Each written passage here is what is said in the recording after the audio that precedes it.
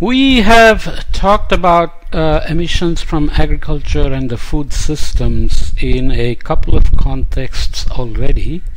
There's a strong wind, hopefully not too bad. But here is a new paper that is kind of a review on the transformations needed in the food systems to mitigate their impact on climate change. So I decided to summarize this again, and I'm going to use again this infographic from our world in data, which is a bit dated, but the relative sizes of the pools will not change much. So what are the environmental impacts of food and agriculture? Greenhouse gases, 26% of the greenhouse gases typically come from food systems. So there is the food and there is the non-food part of the food systems. So agriculture itself and the non-food systems emit 74%. Land use, 50% of the global habitable ice and desert-free land is used for agriculture. So forests, urban areas, shrubs, fresh water take up the rest of it. 70% of the global freshwater withdrawals happen for agriculture. Industry and households take up most of the rest. Eutrophication, 78% of the global ocean freshwater pollution comes from agriculture, and there is rest of it coming from other causes. And then biodiversity, 94% of mammal biomass excluding humans is in livestock, and that emission is included here as well.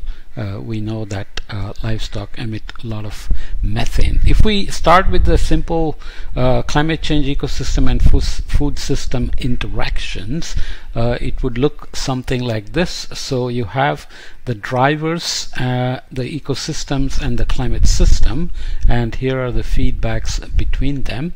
So the drivers of the food systems typically include demographics, political, economic, social, technological, lifestyle, cultural, etc. So feasts, meat consumption, tributary powers, and so on and so forth in the political economic systems. And there are also weather derivatives and climate derivatives of trading grains, for example. And there are, of course, emissions from other sources as well to the climate system, which typically we think of as temperature, precipitation, extreme events, and so on. And that feeds to the drivers of the food systems as well, and the ecosystems, which include land, water and ocean, soil, biodiversity, carbon storage, etc., have a feedback as well. And then these things have emissions where mitigation is possible, and climate system impacts these ecosystems where adaptation is considered typically to deal with what are unmanageable impacts. So if you go to the food systems, the ecosystem services feed into the food systems, and they have impacts on the ecosystems, deforestation for agriculture and nutrient runoff and so on. And drivers of climate change also feed into the food systems, of course, in terms of feedbacks.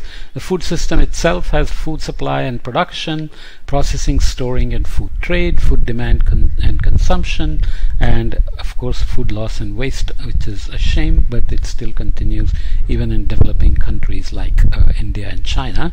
So there are emissions and impacts there back and forth with the climate, with the outcomes and feedbacks, including things like food and nutrition outcomes, so human health, food and nutrition security, environmental outcomes like biodiversity, soil, water and air quality, economic outcomes like livelihoods, business opportunities and food trade, which, as you know from the Russian war on Ukraine, the wheat supply and fertilizer supplies have been hampered heavily, and that has affected everything here, including energy supply and coal burning increasing, and that's impact on climate system, which is an integral part of the food and climate interactions and ecosystems as well. Okay, social justice outcome, fair value chains, animal welfare, and shared externalities. So there are externalities that are not directly related, like the war affecting wheat supply to the rest of the world and creating issues for a country like India in wheat export, import, and so on. Pressure on India to export wheat to match the lack of export out of Ukraine, for example, due to war. The table provides a list of mitigation areas like improved crop management and supply chain, looks at food system responses, and provides examples of potential interactions with other food system outcomes, so food, nutrition, security, economic, environmental, and social. So I'm going to just read through them so that we are up to date on the review of this theme. This is a paper that just came out in Science, so it's the latest review.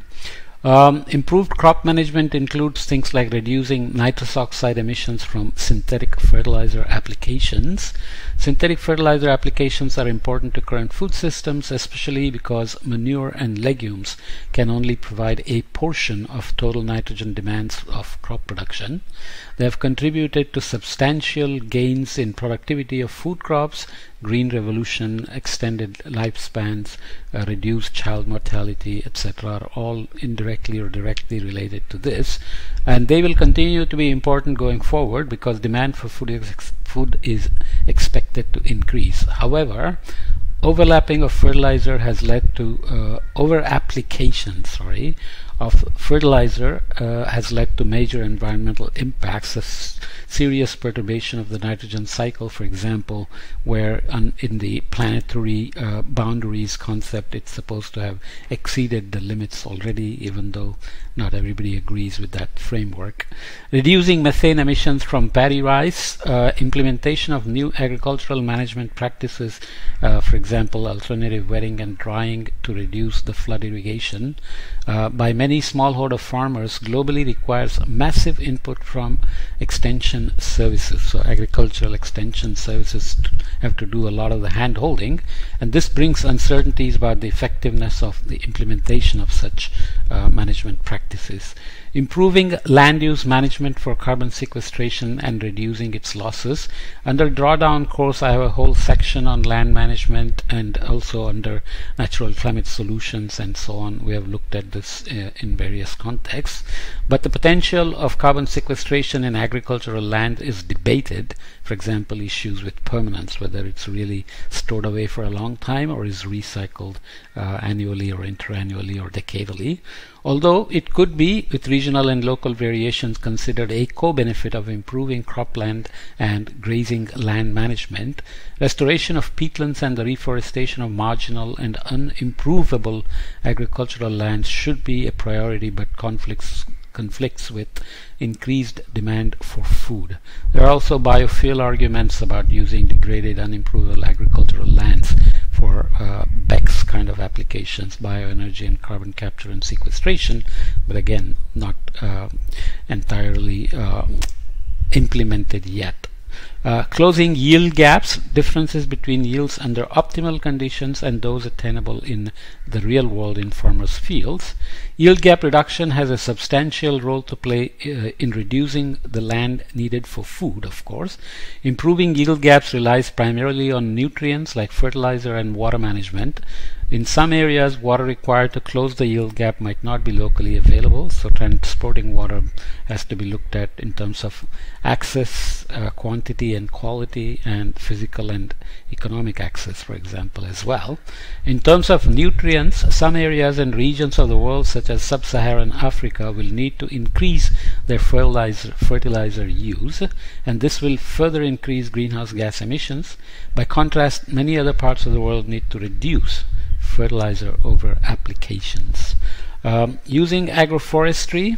Agroforestry is a land sharing strategy that accommodates both agricultural production and biodiversity protection, resulting in improved nitrogen fixation, land and ecosystem health, and soil carbon sequestration, among other benefits. There are other livelihood benefits, social impacts on reducing migrant labors, improving children's health and education, women's health, and so on.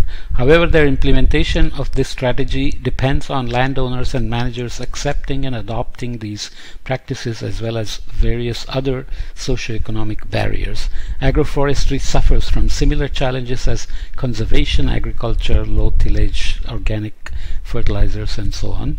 To be successful, it will require investment to facilitate uptake in a way that is beneficial to landowners and managements. So all these good practices always need incentivization and maybe even regulations, and maybe funding from offsetting with additional carbon sequestration under agroforestry and so on.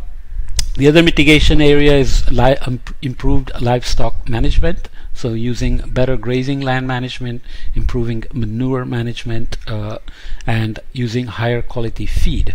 There are various new options for reducing methane emissions by changing feed practices for ruminants.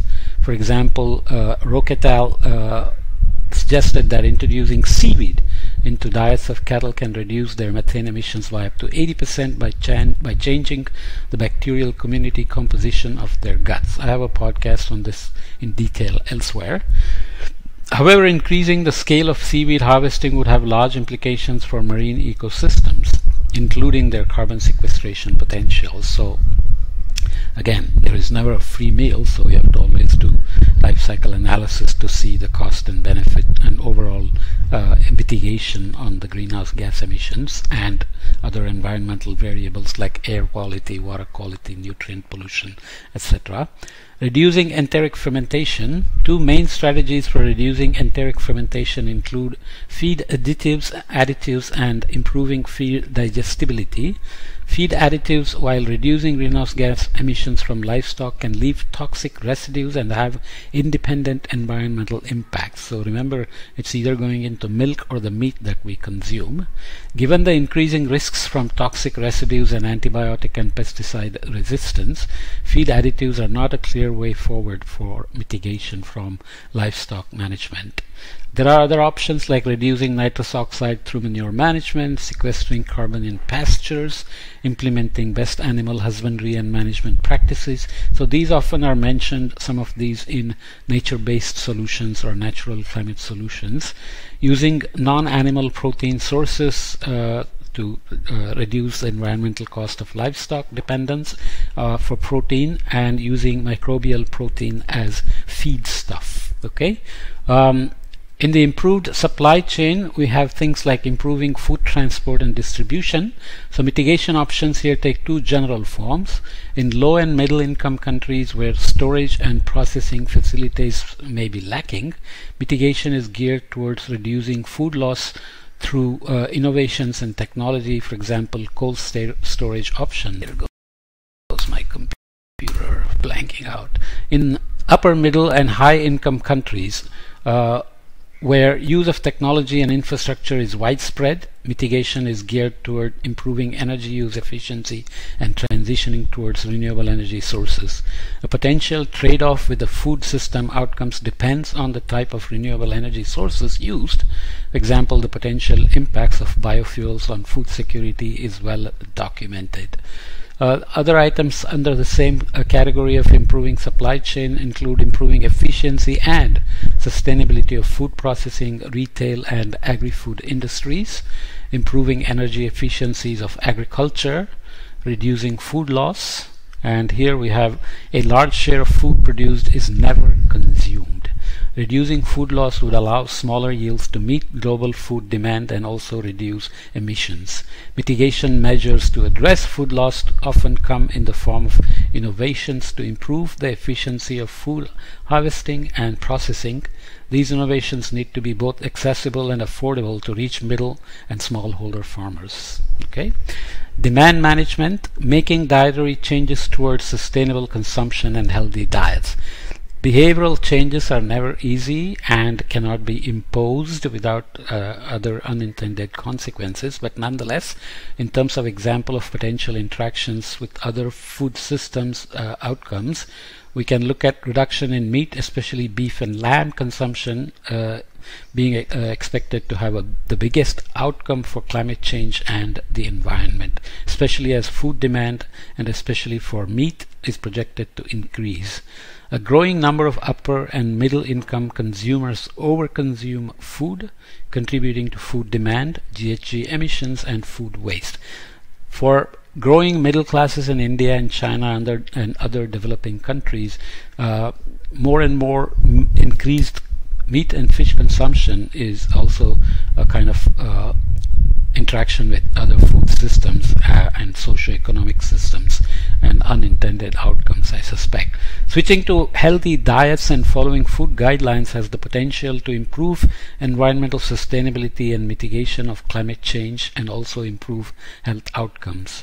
However, healthy diets may be unaffordable and or inaccessible to most of the world's poor and marginalized. Okay, so healthy diets, organic food, for example, is a luxury item and only affordable for the rich and not affordable or accessible even to most of the world's poor and marginalized. Finally, reducing waste, of course. Food Waste Index report estimates that nearly 1 billion metric tons of food was wasted in 2019.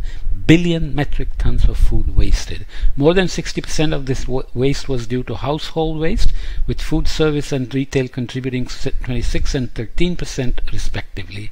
Reducing food waste has multiple co-benefits and provides synergistic outcomes for people by improving food security and regulating prices, and for the planet by reducing pressure on land, biodiversity, and climate change.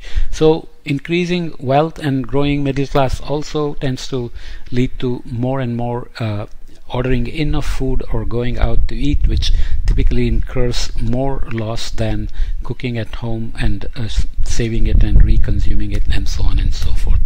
Anyway, some of these messages are already there in other podcasts and not necessarily new. This is obviously a review, so it's okay to revisit some of the points, but let's leave this here for now, okay?